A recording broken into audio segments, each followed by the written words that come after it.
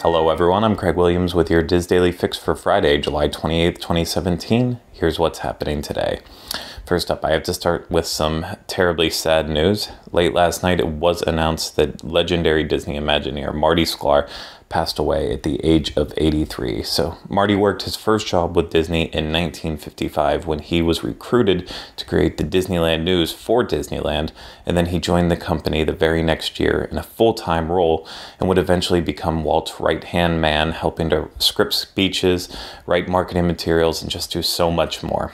So later on in his career, he became the creative leader for Walt Disney Imagineering. It was WED back at the time, and throughout his life he continued to have a massive impact on the Disney legacy. So this really came out of left field, considering he's still been making appearances. He was even in panels 2 weeks ago at the D23 Expo out in Anaheim, and Marty passing away is a tremendous loss for Disney fans that have grown up admiring his work and, all the people he's going to touch in the future with everything that he helped to create that is still around. So we may have lost one of the biggest connections to Walt, but he will always remain a Disney legend, and we will miss him. So let's move on now to the regularly scheduled news.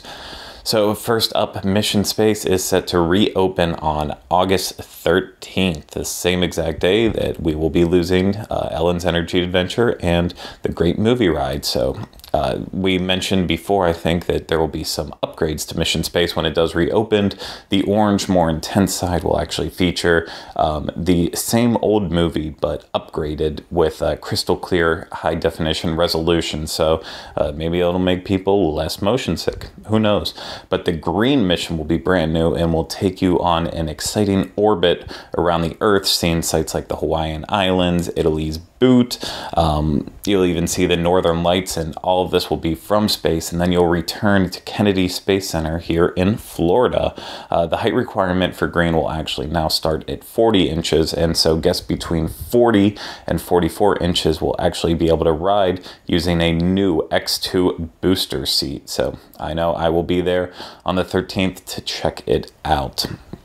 Now moving over to Universal, they went events crazy yesterday, and it started by getting the Mardi Gras 2018 dates. So Universal Mardi Gras will be returning for the longest run of the event yet. It'll happen 64 straight days, starting February 3rd and ending on April 7th. So of course on select nights there will be concerts from some of the biggest names in music, lots of semi-authentic food, other entertainment coming directly from New Orleans. It's always a really good time, lots of fun, lots of beads, and now you will have 64 nights to try to hit it next year. So we also got a Halloween Horror Nights announcement too, and we got the announcement for the third house that we'll be seeing. We already knew American Horror Story, we knew The Shining, and now we know the next house will be Ash versus Evil Dead. So it is based on the popular Star series of the same name, which of course is a follow-up from the classic movie The Evil Dead and its sequels and Army of Darkness, all that. So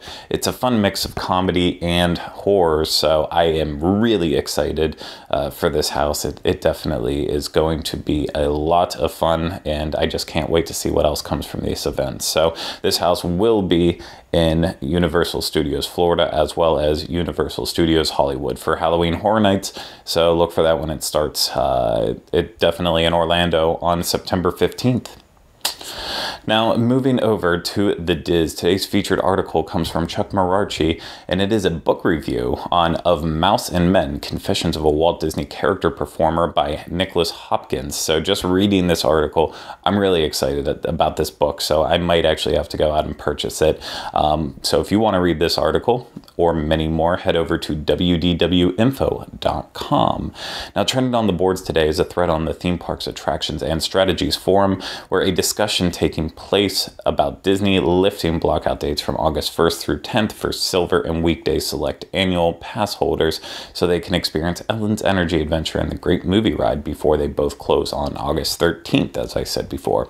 Many posters who pay extra for annual passes with no blockout dates don't seem too happy about Disney's gesture, even while others don't feel that it will affect them one way or the other. So look for the thread called Angry Lifting Blockout Dates, started by poster MJR0483 on disboards.com to weigh in with your thoughts. My thoughts are, stop getting upset. Let people go and ride it for the last time that maybe don't have as much money to spend on the higher tiers of annual passes.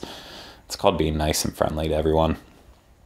Now, today on the Diz Unplugged, later on today, you can expect Diz Pop, which will be a recap of all the exciting film news from the D23 Expo, as well as San Diego Comic-Con. So it's a really fun one, hosted by Rhino Clavin, and also having me on there. So you can find that later today at youtube.com/Diz Unplugged. Also today, we have the final episode for July, and for this round of Connecting with Walt, and in this episode, host Michael Bowling and myself go through the history and the current state of Liberty Square in the Magic Kingdom. It is an awesome episode, and that will be available later on iTunes as well as dizunplugged.com.